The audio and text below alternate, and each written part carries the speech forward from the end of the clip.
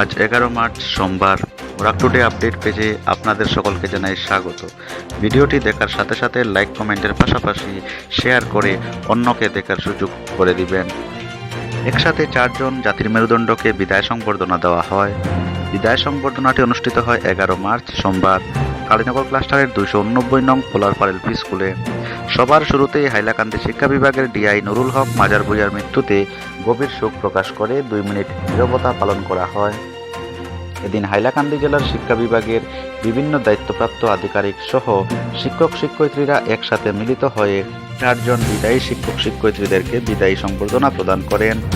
4 জন বিদায়ী শিক্ষক শিক্ষয়িত্রী যথাক্রমে বিশ্বজিৎ দে, কল্লুল জীবন সেনগুপ্ত, পূর্ণিমা ধর ও মুজিবা খাতুন লস্করকে উত্তরীয় ফুলের তোড়া, বস্ত্র, মানপত্র ইত্যাদি দিয়ে জাঁকজমকপূর্ণ সংবর্ধনা প্রদান করেন। এদিনের পৌরোহিত্য করেন শিক্ষক ইমদাদুল হক চৌধুরী ও সহসভাপতি হিসাবে সভা পরিচালনা করেন শিক্ষক প্রদীপ কুমার দে ওরফে দীপু। উক্ত বিদায়ী অনুষ্ঠানে অন্যান্যদের মধ্যে সাময়িক প্রসঙ্গের কাটাখালের তরুণ সাংবাদিক ইলাস উদ্দিন লস্কর ও বিশিষ্ট সমাজসেবী আকাশ দাসকেও বিশেষ সংবর্ধনা দেওয়া হয়। এদিনে বিদায়ী সভায় বিদায়ী শিক্ষক বিশ্বজিৎ দে তাহার দীর্ঘ বক্তৃতায় শিক্ষক জগতের কার্যকলাপগুলি তুলে ধরেন এবং বর্তমান শিক্ষকদের উদ্দেশ্যে বলেন, সরকার যা মাসিক মাইনে দেয় সেই মাইনের সৎমর্যাদা রাখার কথা ব্যক্ত করেন। তিনি তার দীর্ঘ বক্তৃতার ফাঁকে বিদ্রোহী কবি কাজী নজরুল ইসলামের লেখা একটি গান এই বিদায়ী সভায় নিজ কণ্ঠে পরিবেশন করেন। বিদায়ী শিক্ষক কল্লুল জীবন সেনগুপ্ত তাহার বক্তব্যে তাহার কর্মজীবনের বিভিন্ন দিক তুলে ধরেন। বিদায়ী সভার আয়োজক 289 নং পোলারপাড় এলপি স্কুলের প্রধান শিক্ষক তথা কালীনগর ক্লাস্টারের সিআরসিসি দীপু দাস তাহার দীর্ঘ বক্তৃতায় তাহার কর্মকাণ্ডের কথা তুলে ধরে ক্রন্দন সুরে বলেন, বিভিন্ন সময়ে তাহার আওতাধীন শিক্ষক শিক্ষয়িত্রীদের কড়া ভাষায় আদেশ তথা ধমক দিয়ে থাকেন, তা যেন কেউ ব্যক্তিগতভাবে না নেয়। কেননা তিনি তাহার দায়িত্ব পালনে একনিষ্ঠ দায়িত্ব পালন করতে গিয়ে নিজের আত্মীয় স্বজনকে ত্যাগ করেছেন, শুধু শিক্ষকতার জীবনকে প্রাধান্য দিতে। তিনি বলেন, এলাকার ছাত্রছাত্রী তাহার নিজ সন্তান ও আত্মীয় স্বজন, ওদেরকে যদি সঠিক শিক্ষায় শিক্ষিত করা যায় তবেই তাহার জীবনের করা কার্যকলাপগুলি সার্থক হবে। বিদায়ী 4 শিক্ষক শিক্ষয়িত্রীদের উদ্দেশ্যে সভাপতি ও উপসভাপতিগণ তাদের বক্তব্যে বিদায়ী শিক্ষক শিক্ষয়িত্রীগণের কর্মজীবনের প্রশংসা ও দীর্ঘায়ু কামনা করেন তারা। এদিন অন্যান্যদের মধ্যে বক্তব্য রাখেন পুকুরিয়ার ক্লাস্টারের সিআরসিসি রাহুল সিংহ, কালীনগর নিউ ক্লাস্টারের সিআরসিসি সর্বাণী ভট্টাচার্য, উত্তর কাঞ্চনপুর ক্লাস্টারের সিআরসিসি অর্পিতা সিংহ, কালীনগর ক্লাস্টারের সিআরসিসি সমুজ্জ্বল দে প্রমুখ। এদিনের সভায় বরাকপাড় আপগ্রেডেড এলপি স্কুলের শিক্ষিকা পিয়ালিদের হাতে বেস্ট এসএমসি অ্যাওয়ার্ড এবং সার্টিফিকেট তুলে দেওয়া হয়। বিদায়ী সংবর্ধনা বিদায়ের বেদনা উপস্থিত আজকে সম্মানিত সভাপতি ইমদাদুল হক চৌধুরী, উনি আমার বাসারা জীবনের স্যার, আমার উস্তাদ। আমার সঙ্গে আরেকজন আমার তারও বসে আমার দীপু বলে যাদের চিনি। আমরা অনেকদিন সাংবাদিকতা করেছেন, প্রথমে তাই দৈনিক সোনার কাটারে, তারপর দৈনিক রাজনৈতিক পত্রিকায় তাই আমার উস্তাদ বলে আমি মনে করি, উস্তাদ তুল্য মনে করি আমি। আমার এখানে অনেক সিআরসিসি, আমার কল্লুল যিনি আছেন উনি আমাদের 593 কবিগুরু এলপি স্কুলে অনেকদিন শিক্ষকতা করেছেন। আমার যিনি এখানে আমাদের আরেকজন স্যার, ওনাদের সঙ্গে আমার অনেকদিন থেকে পরিচিত। আমার পাশের গ্রামের মুজিবা খাতুন লস্কর, উনি আমার পাশের গ্রামের 593 কবিগুরু এলপি স্কুলে শিক্ষকতা করেছেন। আমার কাকি বলে ডাকি, আমার বলাই কাকুর স্ত্রী, তাহলে আমার যারা আছেন সবাই আমার খুব পরিচিত।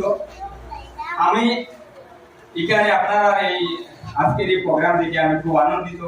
আমার অল্প সময় দেওয়া হয়েছে, আমি আর কিছু বললাম না, শুধুমাত্র আমার পরিচয় পর্বটা দিয়ে দিলাম। আমি হইলাম দৈনিক সাময়িক প্রসঙ্গ পত্রিকার সাংবাদিক, আমার নাম ইলাস উদ্দিন লস্কর। আপনাদের এখানে এই গ্রামে কালীনগর ডিবিতে আমি বিগত প্রায় 17 বছর থেকে পত্রিকা অপারের কাজ করছি, আর 7 বছর থেকে আমি সাংবাদিকতা করে যাচ্ছি। আপনারা দোয়া আশীর্বাদে। আসসালামু আলাইকুম, নমস্কার।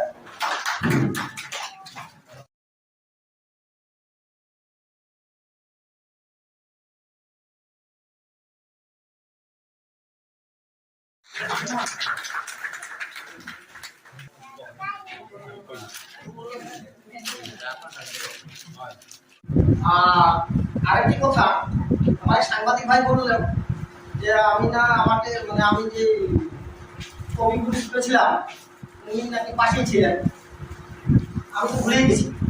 কিন্তু দেখো ও আমাকে মনে রেখেছে। তাই মানে এই কথাটা বলার উদ্দেশ্য হচ্ছে যে আমরা যখন যেখানে যেভাবে উপস্থিত হই না কেন, আমরা হয়তো আমাদের অনেক ছাত্রদেরকে ভুলে যাই, কিন্তু আমরা অনেক সময় না বুঝে না শুনে কাজকর্ম করে ফেলি। আজকে আমার এই সাংবাদিক ভাইয়ের কথা মনে হলো, সাংবাদিক ভাই যদি পরিচয় না দিতেন যে এই কবিগুলি স্কুলের পাশেই ওনার ঘর, আজকে যদি আমি রাস্তাঘাটে যদি অন্য কোনোভাবে যদি আমি আচরণ করতাম, এই সাংবাদিক ভাইয়ের কাছ থেকে আমি খুব লজ্জা পেতে পারতাম। তাই আমরা যখনই আমরা যাব তখন আমাদের মনে কোনো সেই ভাবটা থাকে আমি একজন শিক্ষক ছিলাম, হয়তো এখানে আমার অনেক ছাত্রছাত্রী উপস্থিত আছে, হয়তো তাদের মুখ আমি ভুলে গেছি। যে আমাদের আচরণগুলো সেইভাবেই মেনটেন করা আমি কর্তব্য বলে মনে করি। যেহেতু এটার বিনিময়ে সরকার প্রতি একটা পারিশ্রমিক পাইয়া, যে টাকাটা আমরা পাইয়া যত সময় আমরা স্কুল পাবি না, 1 ঘন্টা 2 ঘন্টা 3 ঘন্টা যত সময় পাবি না, আমার পুরাটা আপনার কাছে আপনার ইয়ে করতেছি না আমি, এই সময় বাচ্চারা যতটুকু দিবা দিন না দিবা একটা কিছু সবসময় মনে হয় একটা ডেইলি একটা মজুরি পাইয়া, এটার বিনিময়ে আজকে আমি কিতা করলাম, কিতা দিয়ে যাইয়া এই জিনিসটা দিবা কাপড় করলে পরেও পয়সা পাইবা, ঠিক আছে, বাচ্চা কোমল শিশু এত কিছু বুঝেন না, কিন্তু ও যে উপরে একজন আসে এই সব রোড করটা বুঝছেন কি।